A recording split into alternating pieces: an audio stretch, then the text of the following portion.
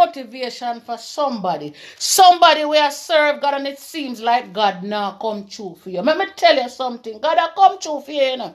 God a come true for you, but God sit down and a watch you. God a watch your patience because God love people with patience. So right now, while you sit down and a wait for God to come true for you and you pray to God and you do your fasting, sometimes if you take on Satan, you know, read your Bible and pray and take on the devil and say, Lucifer, yes, me know you block me. Me know you put up roadblock in my way. Me know you try block me. But me there to tell you, Satan, me not afraid of you because there is a man that is higher than you. Greater is he that is within me than he that is within the world. So Lucifer, make I tell you something. You see all them years where you block me, you go and let me go. You go and let me loose.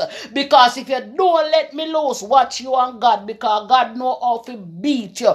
God know how to pitch you back a hell without warning. Mighty God of Daniel. Somebody want to hear that word today. Stand up to Satan and make him know, say, get out of my way, sir.